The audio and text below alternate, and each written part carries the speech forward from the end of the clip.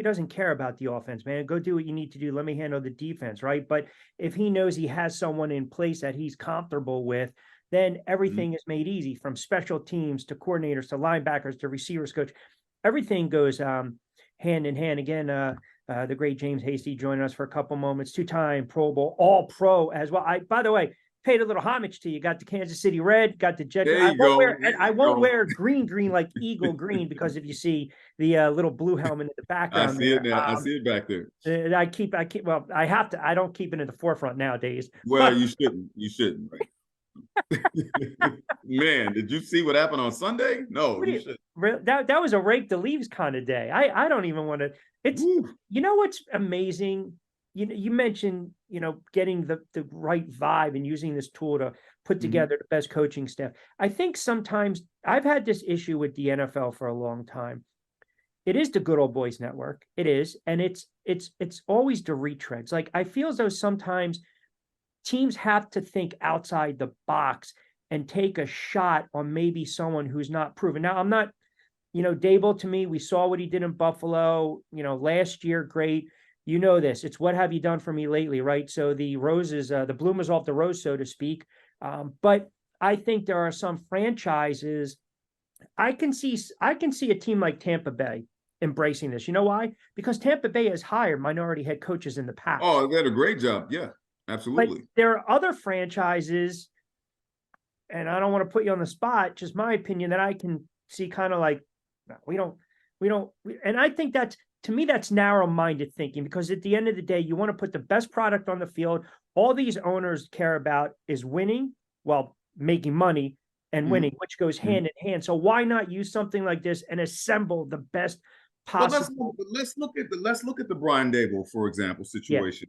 Yeah. Brian Dable brought in Mike Kafka, right? We all know Mike Kafka was a quarterback coach in Kansas City for what, 2 or 3 years? Yep.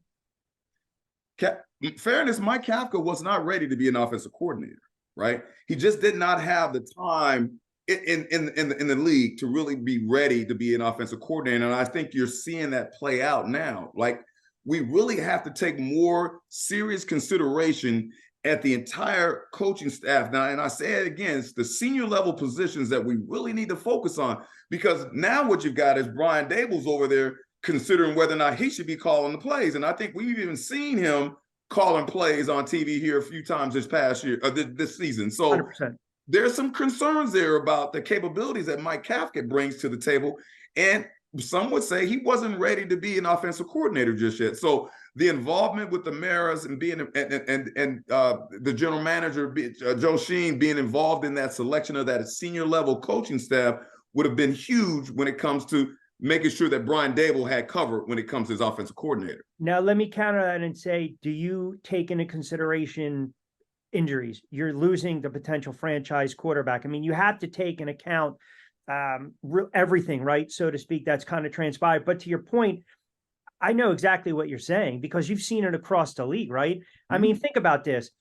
And again, not picking on these guys, but unfortunately, you have to use them as examples. Look what transpired last year with Hackett, right? You're put in a no-win situation. I mean, you're just in a no-win situation. Russell Wilson regresses. Everyone thinks, the sexy name, let me go after the Sean Payton. It was like for years, Gruden. Okay, so they won a couple games here and there. But then I can now turn around and everyone's crushing Hackett in New York. Well, guess what? If you don't hire Hackett, there's no way that you're getting Aaron Rodgers. Yeah, that's what I'm saying. You're not getting them. Right. You're right, but this is about that recycle issue that we talked about. And we all saw the body of work in Denver. And so does everyone really believe that that's going to change? No, we don't believe it's going to change. And unfortunately, Aaron Rodgers gets injured. And so now we're seeing the same situation over and over again. If you got a tool like this, it'll tell you, hey, man, this guy doesn't even grade high enough to be an offensive coordinator, right?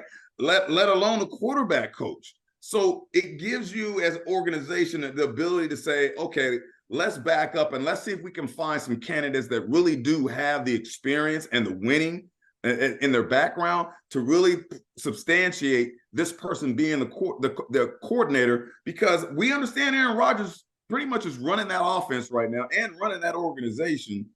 but you still got to go out and win football games. And injuries, as you mentioned earlier, are part of the game. So you got to have a contingency plan, and coaching gives you that cover. There has to be a quarterback coach in there that can coach up Zach Wilson when Aaron Rodgers is not there. And that's unfortunate. That's the case right now. I'll tell you, I think, I mean, the idea, the product on the surface to me is fascinating. I would love to be a fly on the wall, because I bet you it's going to humble a lot of people, right? And you also have to take the element away. Well, come on, man. We were teammates for 6 years, and this guy was with me when I was coaching in college. Man, that's off the table now, right? Rich, let me tell you, we've been tracking the last few years the cumulative grade of all the coaches on one particular team each week, right? Let's just say the Giants are going up against the Cowboys this week. We're looking at the total grade score of the Giants coaches versus the total grade score of the Cowboys coaches. And let me tell you what the statistics say. 60% of the time, the team that has the highest graded coaching staff wins the game. Right. So guess what you're going to do when your buddy says, hey, man, I want to join your staff. Man, what kind of grade do you have?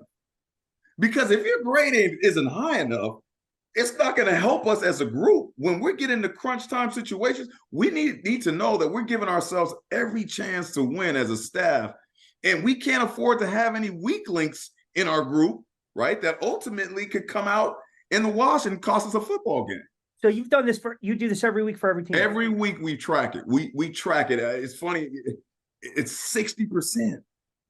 It's 60%, Rich. That number is eye-popping, because you know going in, if your coaching staff is graded higher than the opposing team's coaching staff, you got a 60% chance of winning the game, right? Yeah. That's a huge number to use, right, when it comes to winning a football game. So what would be pushback to this?